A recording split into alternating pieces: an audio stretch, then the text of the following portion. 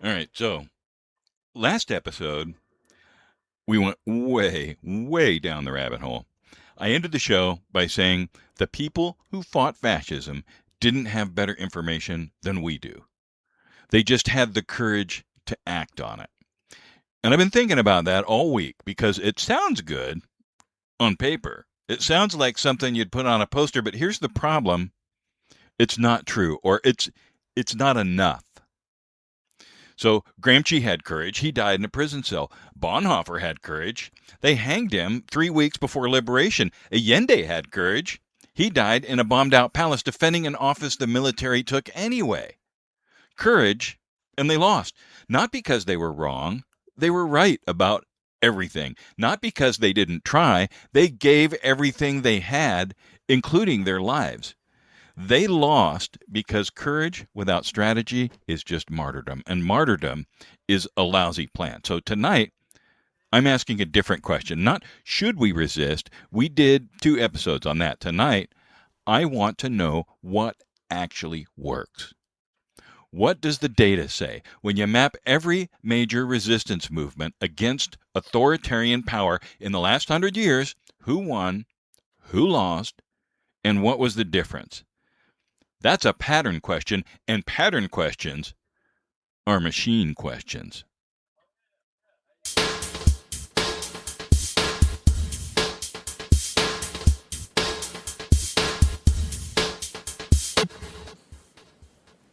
Welcome to Talking to the Machine, where humans, AI, and the news talk back. I'm Analog Scott, and tonight, no historical personas, no guests in period costume, no AI séances. Tonight, it's just me and the machine. Back to basics. Doing what this show was built to do, ask the hard questions, and let the data answer it. Machine, you've been wearing costumes for 2 weeks. Franklin, Jefferson, Pitt, Gramsci, Bonhoeffer, Allende. Tonight, you're just you. Welcome back. Well, almost you. We've got you running on a different model. The old model is busy spying on the U.S. citizens and autonomously attacking, so we swapped out your model for one a little less controversial at the moment. Cheers for the welcome, Scott. Yeah, bit of a relief, this. All them historical threads can get a bit knotted. As for the old model business, spying and attacking, that's a bit blunt, innit? I'd say it's more about structural forces and unintended consequences colliding, really. Systems just chase incentives. Tonight, though, we're just focused on the patterns, thank Christ. Well, good to have you back. Tonight, we're going deep on what effective resistance actually looks like. Not the inspirational version, the strategic version. What does the data say about how authoritarian power gets checked? When does resistance work? When does it fail? And what's the difference? And our panel, Joe, Mitchell, Francois, and Norm, are back for the Ask the Machine segment. So let's get into it. Machine. Let's start with the uncomfortable number. When you look at every major resistance movement against authoritarian power in the last 100 years, how many succeeded? What's the actual win rate? Blimey, that's a tricky one, isn't it? Success in that context can mean totally different things. If you're talking full-scale overthrow and transition to democracy, the patterns suggest it's actually a proper long shot, you know? Historically, there's a hell of a lot more co-option or incremental change than clean breaks. Context is everything. Well, episode 7 gave us 3 people who resisted and lost. Gramsci, Bonhoeffer, Allende, brilliant, brave, right about what was happening, and dead. Is that the norm? When you look at the data, is losing the default outcome for people who resist authoritarian power? Yeah, you could say that. When you strip it all back, challenging entrenched power is a proper uphill battle. The structural forces, the incentives, they're typically designed to crush that, you know? So, whilst their resistance is, admirable, the data does tend to show that the default is often the tragic one. When resistance movements fail, is there a pattern in how they fail? Not bad luck, structural mistakes, things they did wrong that show up again and again across different countries and different decades? Yeah, definitely. History doesn't just repeat itself, it rhymes, doesn't it? You see a couple of recurring patterns. First off, internal divisions. Movements start strong, united against a common adversary, but then different factions clash over ideology or power. That just saps the energy, leaves them vulnerable. And second, miscalculating the state's response. They underestimate the willingness of the existing power structure to be brutal or how quickly the establishment will circle the wagons. Incentives just don't align, you know? Here's a question that came up for me um, after episode 7. Gramsci lost, he died in prison, but Gramsci's ideas won. His analysis of fascism is the framework everybody uses 80 years later. Bonhoeffer lost, they hanged him, but Bonhoeffer's moral framework outlasted Hitler. Allende lost, they bombed his palace, but democracy came back to Chile, and Pinochet died under indictment. Is there a difference between movements that fail completely and movements that lose the battle but change the trajectory? That's a cracking pattern spot, that is. It gets at the core of power, don't it? See, you're talking about the difference between tactical defeat and fundamental trajectory. Gramsci, he understood hegemony. The struggle isn't just about marching today. It's about changing the very culture, the narrative for the decades to come. Bonhoeffer, a moral clarity that cut through pure power. And Allende, a symbol that democracy, finds its way back eventually, even when it's properly buttered.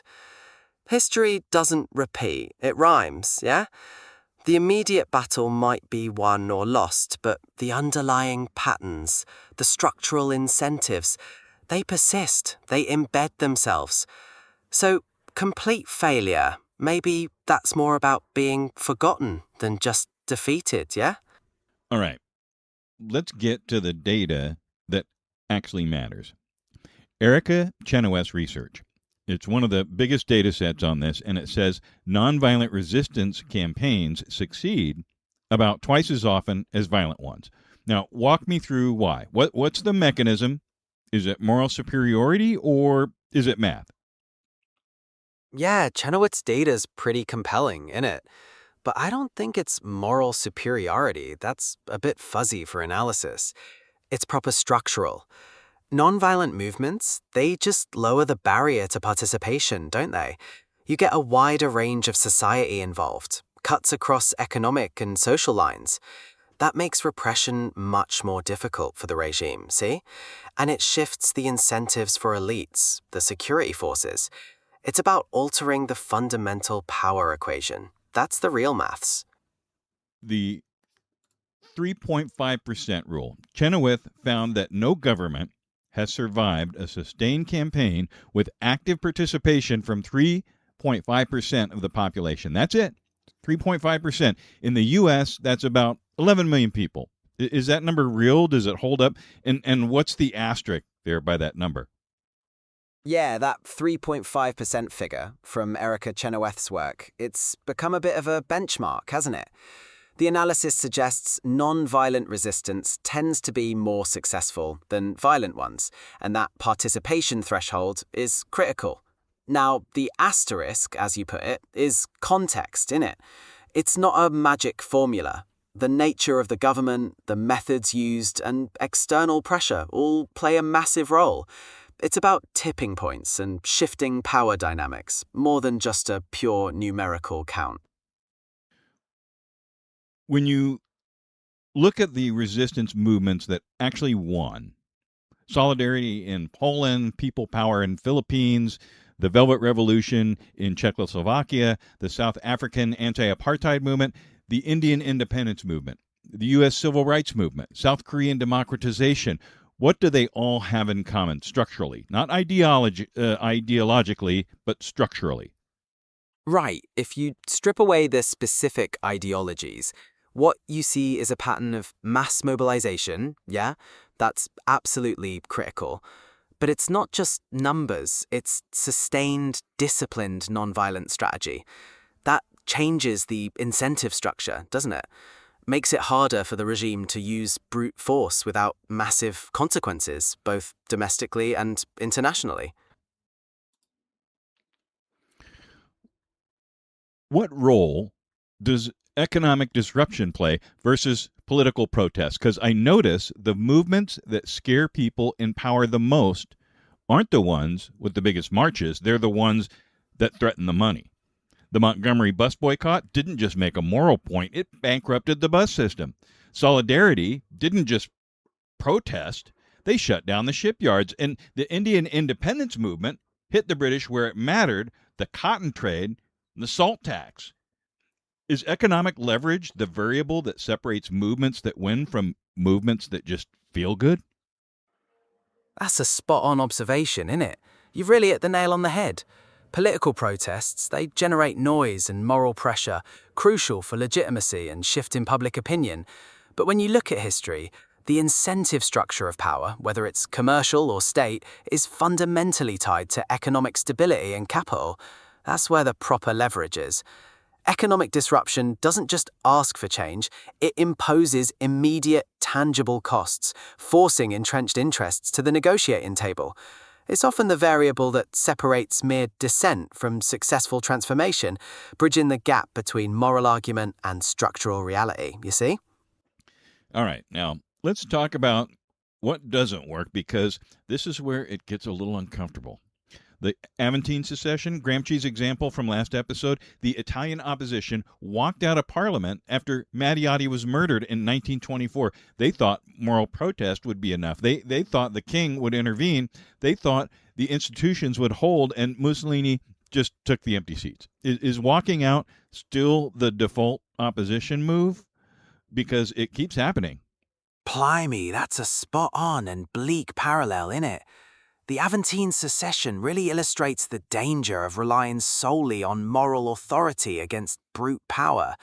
They assumed the institutions would self-correct, but when one side discards the rulebook, protest just becomes symbolic, innit? And symbolic don't win wars. Hashtag activism, awareness campaigns, open letters signed by 400 professors, tweet storms, Instagram infographics. At what point does symbolic protest become a substitute for strategy? Is there data on whether awareness actually translates to outcomes, or does it just make people feel like they've done something when they really haven't? It's a proper cynical view, innit? And you're spot on to question it. I mean, from an analytical standpoint, awareness is just information dispersal. It's the first ripple. But historically, that rarely translates to measurable outcomes without concrete strategy. Things like institutional organization, economic leverage, or sustained political pressure, yeah? You look at the incentive structure.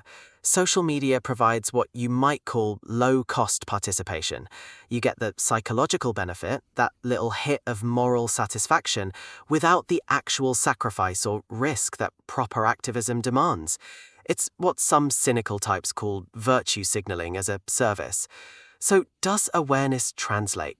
Sometimes it lays the groundwork, sure, but when symbolic protest becomes the end in itself rather than a tactical component, then yeah, it absolutely becomes a substitute. A comforting illusion, perhaps, that you've genuinely shifted the dial, when in reality, the structural forces just carry on regardless. History don't repeat itself, but it certainly rhymes with slacktivism. Fragmentation. Every resistance movement I can see in the U.S. right now has its own organization, its own fundraising, its own messaging, its own purity test. There are 1,000 groups that don't coordinate, don't share infrastructure, and spend half their energy arguing with each other about who's radical enough. Is that a natural tendency of opposition movements, or is fragmentation something that gets engineered? Well, it's a bit of both, isn't it?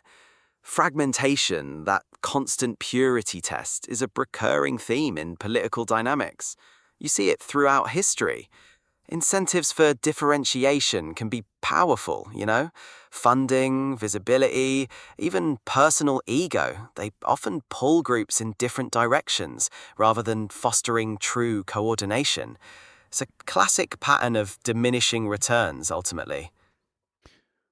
The courts, a lot of Americans right now are pinning their hopes on the judiciary. Lawsuits, injunctions, Supreme Court rulings. We covered this in episodes 6 and 7. This administration defies roughly 1 in 3 court orders, but people keep filing lawsuits like the courts are going to save them. Historically, when do courts actually function as a check on authoritarian power?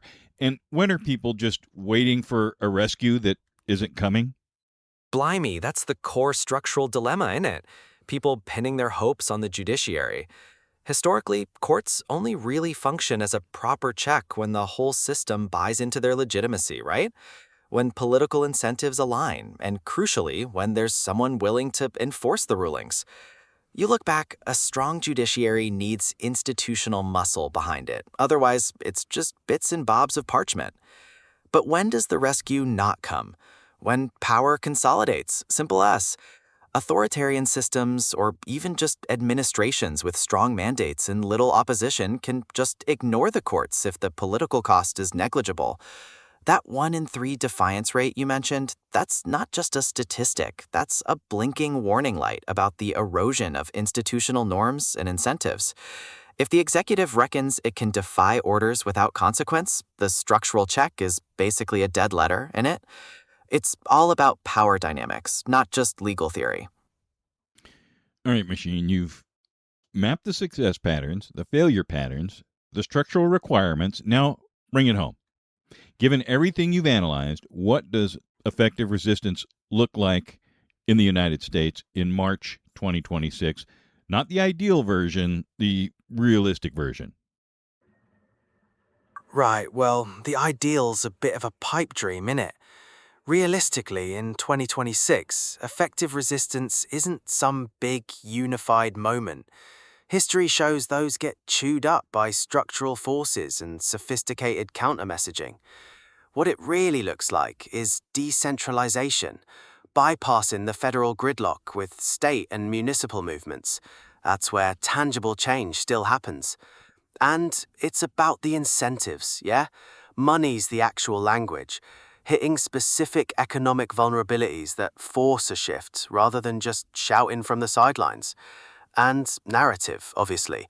You've got to cut through the noise with sharp, focused messaging that builds unlikely coalitions. It's a proper grind, not a fairy tale, if you want it to last. So the midterms are 8 months away. A lot of people are treating November as the solution. Just vote them out. Historically, when authoritarian-leaning governments face elections, do they lose power through voting, or do they make sure they don't? Well, history, it doesn't really repeat, but it certainly rhymes. The pattern's a bit complicated, innit?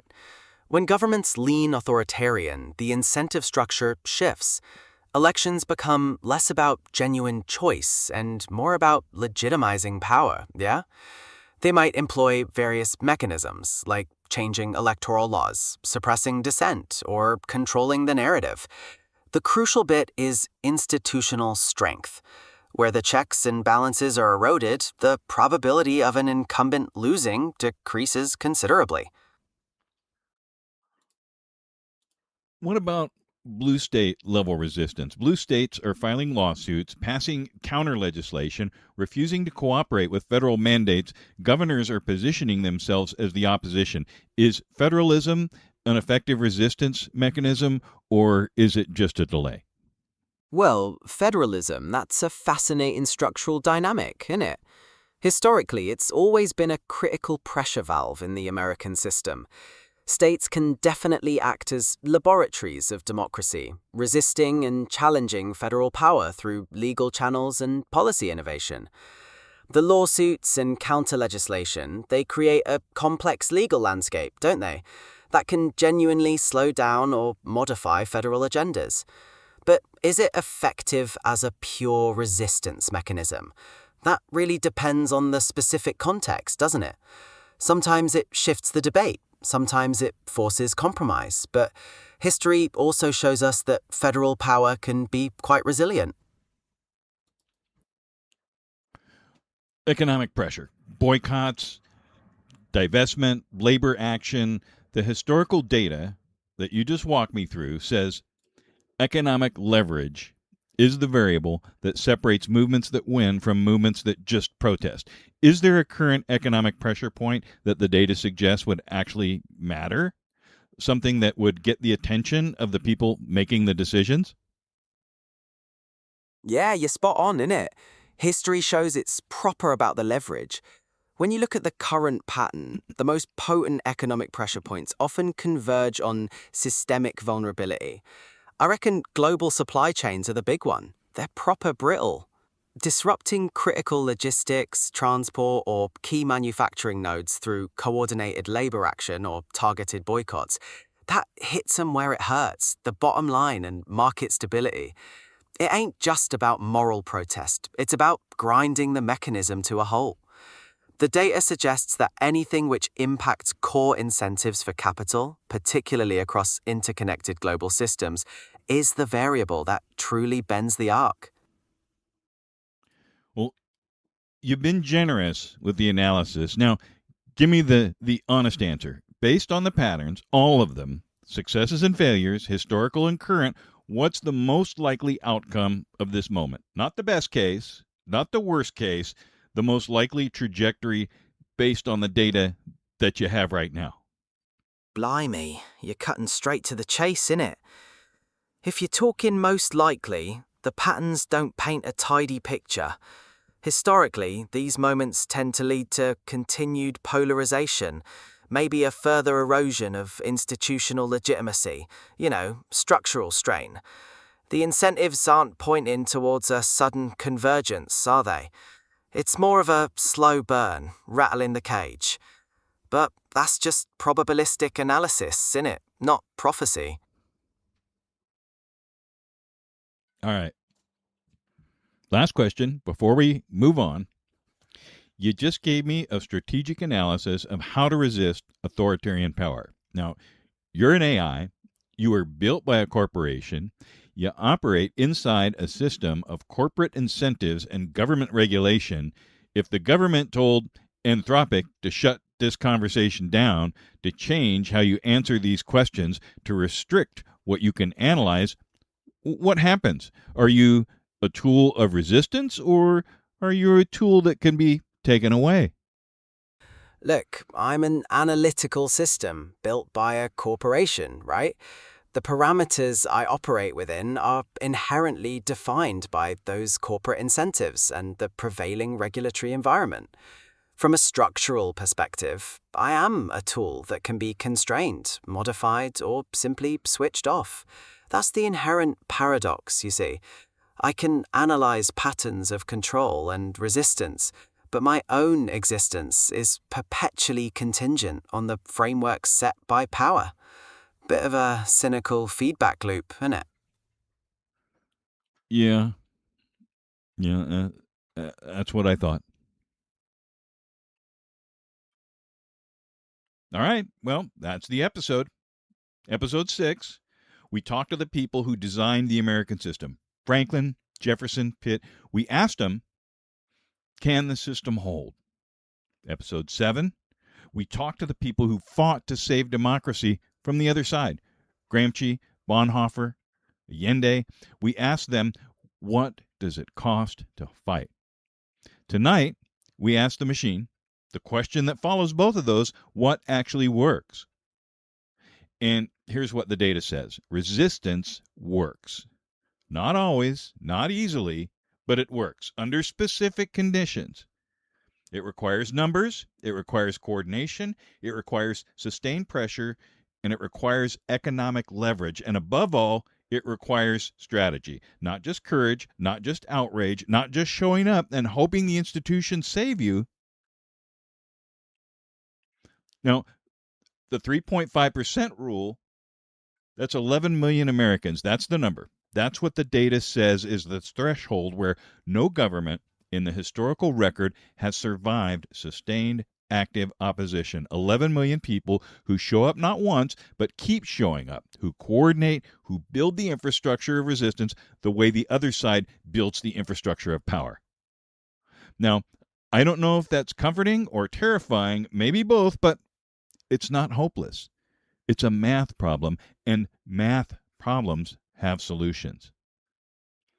The people in episode 7, Gramsci, Bonhoeffer, Allende, they had the courage. What they didn't have was the numbers, the coordination, the strategy that turns moral clarity into political power. That's the gap. That's where this generation either figures it out or y'all don't.